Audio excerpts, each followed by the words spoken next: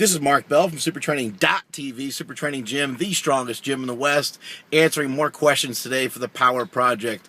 We got a cliffhanger to get to first. How much did Jesse Burdick's head weigh?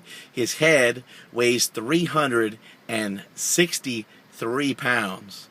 So add 363 pounds to his best squat and to his best deadlift, and that's how much the guy's actually lifting. Tremendous amounts of weights, and he needs to be congratulated on being able to move that giant dome of his around. He doesn't have the nickname Megamind for no reason, ladies and gentlemen. We got a question today from a guy named Corey Hayes. He said he's about 7 weeks out from a power meet, and he hurt his pec, and he needs to know what to do. My suggestion is to wear a big bench shirt. Hopefully you didn't strain your pec too much. If you hurt your pec too much, you're not going to be able to train at all. You're not going to be able to probably even do the meet if you really tore it bad. But more than likely, you could probably throw on a little bit bigger of a bench shirt. You can throw on a slingshot, and you can probably get some overload training in, and you can probably still prepare yourself for the meet pretty well. Actually, that's actually how the slingshot was originally invented by yours truly. Do not accept imitations. It was an independent thought of my own from this area here, from this 363-pound head. Don't accept bullshit imitations, because that's what they are. Bullshit rip-offs of an idea that I invented myself. God damn it. Anyway, back to the matter at hand. The slingshot was invented, through myself getting hurt, going into a power meet, and I wore a shirt that was made for someone who was about 400 pounds. At the time, I weighed 300 pounds, and I wore that shirt in my training on dynamic day and on max effort day. I was able to kind of touch weights in those shirts, in that big shirt, even with the speed work, although it wasn't really the main goal of the speed work. The speed work, I just kind of move around. I wasn't really concerned with touching the weight. I could touch with the weight if I wanted to. So I could touch with about 70%, 60% of my max, approximately.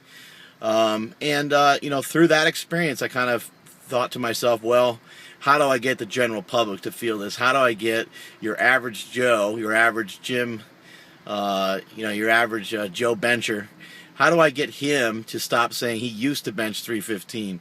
How many guys do you know like that? How many times have you been to a commercial gym and you have the old guy who takes 8 minutes rest between every set that he does, sits there and talks to everybody, and moseys on over, does a set of curls, and he tells you about how he used to move 3 plates around like it was nothing. All these people they always say they used to do this, they used to do that. The slingshot now allows you to still do it, so you got no excuse. Even if you have pain in your shoulders, if you have a pec tear, anything like that, rotator cuff surgery, the Slanger is a problem solver. The Slanger will allow you to bench even while you're hurt. Obviously, to some degree, that's not true. If you're really, really, really super duper duper duper pooper scooper hurt, then you probably will not be able to bench press with 4 or 5 slingshots on. It probably won't matter how many you wear, how much protection you have, because you're too hurt. But in your case, wear a big bench shirt, wear a bench shirt that's slightly oversized. Hopefully you have access to something like that. You can borrow training partners that weighs more than you, and you should be able to get in some overload training. If you just wear your own shirt, the amount of weights that you use might be a little too great. They might be a little bit too heavy, and it might cause more irritation to your pec. So I'd say use the bigger bench shirt running into the meet. The last week or so before the meet, put on your regular shirt that you're going to utilize in the contest itself, maybe the last 2 weeks, let's say. And, get used to that, get used to how that feels, handle a little bit extra weight, and get ready for your meet. And best of luck to you. We got a cliffhanger, instead of a cliffhanger today, we're going to do something different. And this is going to be free. So everybody get out your credit cards. Just going to give you a tip for today. A lot of people talk about forcing the knees out. A lot of people talk about spreading the floor when you do a squat or when you do a box squat. This is for anyone who does a squat at any point. You should always try to be pushing outward outward against the floor, like you're trying to spread the floor apart. Same goes with a sumo deadlift.